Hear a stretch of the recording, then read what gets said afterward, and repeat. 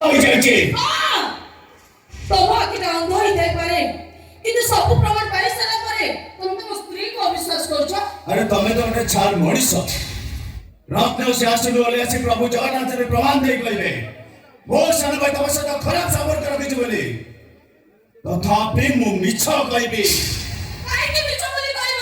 ଏଥିପାଇଁ କହିବି ଯେ ରାମାୟଣ ଲାଭରେ ସୀତାଙ୍କ ଉପରେ ପାପ ନଜର ରଖିଥିଲେ ଆଉ ରାମାୟଣ ଲେଖିଲା ବେଳେ କଥା ଭୁଲି ଯାଇଥିଲେ। ହୁଏତ ମୁଁ ସତ ଭାବିବି ହେଲେ ମୋ ସାନ ଭାଇ ତମ ଉପରେ ପାପ ନଜର ରଖିବ ଏ କଥା ମୁଁ କେବେ ବିଶ୍ୱାସ କରିବି କେବେ ନୁହେଁ। ଆଉ କେମିତି ବିଶ୍ୱାସ କରିବି? ମୋ ସାନ ଭାଇ କଣ ମୁଁ ଜାଣିଛି। ତା ଚରିତ୍ରର ବର୍ଣ୍ଣବୋଧର ପ୍ରତ୍ୟେକ ଅକ୍ଷରକୁ ମୁଁ ପ୍ରାଞ୍ଜଳ ଭାବରେ ପଢିଛି। এই ରୁଦ୍ରର ହାତ ଧରି ମୁଁ ବାଟ ଚଲେଇବା ଶିଖେଇଛି। এই ରୁଦ୍ରକୁ ମୁଁ ଛୋଟରୁ ବଡ଼ କରେଇଛି ଆଉ ସବୁବେଳେ ତାକୁ ଗୋଟିଏ କଥା ଶିଖେଇଛି ଥିଲେ ଥାଉ ପଛେ ଗୁଣ ହଜାର ଚରିତ୍ର ନଥିଲେ ସବୁ ଅସାର।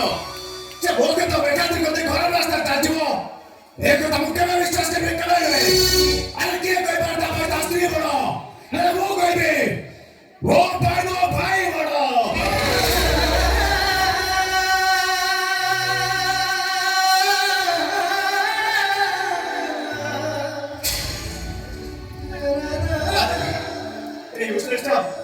আমার দেশের অনাথ করে বেঁধে নাটক করতো না হ্যাঁ ঘরে কথা বলরা তো ভাই মরিগলা পরে भी तो लगा बनी नहीं এই কাঁদরে মশার উচাই জয় করে পাউশ নালা পর্যন্ত সে তো কেবে भी अलगा बनी কেবে भी अलगा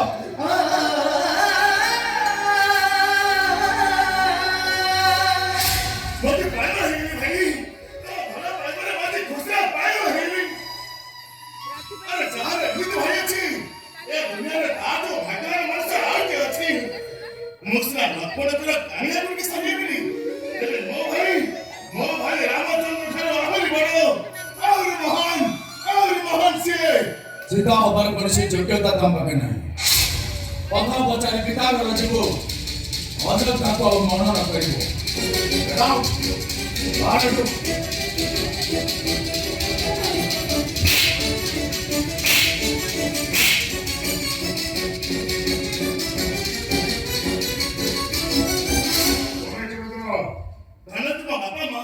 ଯେ ତମ ନାଁ ଦେଇଛନ୍ତି ଦଶରଥ ସତରେ ବାବା ତମ ହଉଛ ଆମର ପାଇଁ ଦଶରଥ।